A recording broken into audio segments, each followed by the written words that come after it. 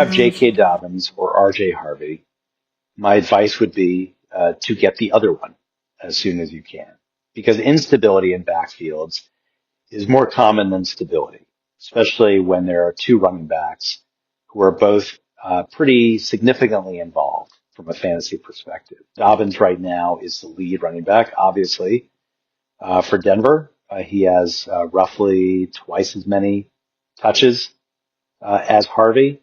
Harvey's only had 8 or fewer touches, I think, in each of his last 5 games. It's still Dobbins' backfield, even though Harvey is just a hair behind him in fantasy points per game. I think they're separated by about 1 fantasy point per game, in part because Harvey has 6 touchdowns, including 4 through the air, and Dobbins has 4 touchdowns. But this is a backfield that is far better than what we saw last year when Javonte Williams was the lead back. Javonte Williams, not the Javonte Williams of this year, obviously, but still last year. He was still a bit of a reclamation project, so to speak, in terms of fantasy. We didn't yet know if he could get back to his rookie level of talent. And he was pretty inefficient, but volume saved the day for him. This year, they brought in a guy like Dobbins, who is a proven efficient runner, and they burned a second-round draft pick. I hate to say burn because it's not really a burn. Harvey's doing great, but Harvey's going to turn 25 before the Super Bowl. It is highly unusual. I don't actually remember the last time that a team drafted a running back in one of the first 2 rounds that's turning 25 before the end of the season. It is a little bit odd. It works for them. And at the same time, from a dynasty perspective, keep that in mind, that if Harvey continues to be productive, he will be 29 years old, 28, 29, by the time he's looking to get an extension or a new contract. That's tough for a guy like Harvey. I've talked about that with Corey Krosky-Merritt as well, that these guys are primarily playing on one contract because realistically that's what the NFL allows for running backs in most cases, because by age 29, they're usually not, unless you're, a Derrick Henry or something like that, or a vintage Aaron Jones, whatever, you're not generally getting that kind of love and attention. Right now, this backfield is a win now backfield. You have Dobbins, who is still youthful enough at 26, 27 years old, and he's 27. Harvey headed towards 25, and they are effective. But the reason why I would want to have both is because of the instability that this backfield presents. This is a run-heavy offense in a sense because this team has given up the 4th fewest points per game. The defense is built to win games. And so the running game will continue to help move this offense. Bo Nix is actually running less than he did last year, in part, I believe, because Dobbins and Harvey collectively are more effective than Javonte Williams was last year.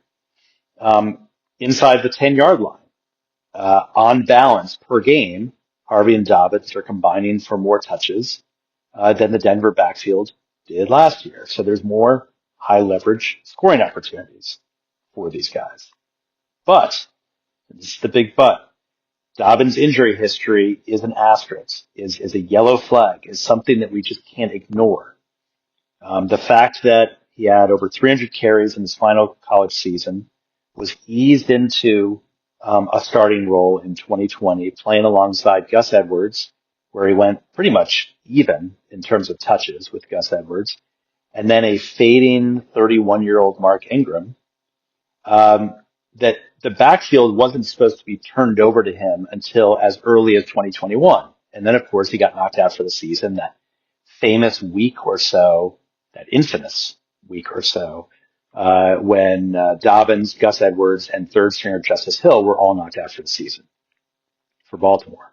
And then 2022, he comes back, and he's expected to, take on a meaningful role, potentially a starter role, alongside a 1B in Gus Edwards. But he couldn't stay healthy. He came back in week 3, started a few games, got knocked out for about 5-6 weeks, came back, didn't finish out the season, and didn't play in week 17. I can't remember if they made the playoffs that year, if he played in the playoffs, but then that next season, he was knocked out for the season again.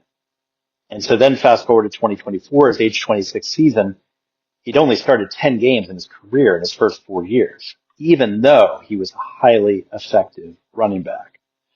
And last year for the Chargers, he remade himself. He was able to mostly stay healthy, had a very productive season, and that earned him the chance to go to Denver and be the lead back. But he already has more carries this year through week 9 that he had all of his rookie campaign. He is on pace to break his NFL record for most carries in a season. And this team is built to make noise in the playoffs, perhaps be a Super Bowl contender.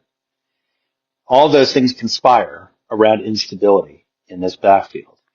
So if you have Dobbins and you don't have Harvey, you are exposing yourself in a way that is even more potent than just having a generic starting running back because of Dobbins' injury history and the fact that I believe Denver drafted Harvey because they did not want Dobbins to be the bell cow. They wanted Dobbins to be the lead back, but not necessarily the bell cow. They wanted to pace Dobbins and make sure that they were not overworking him.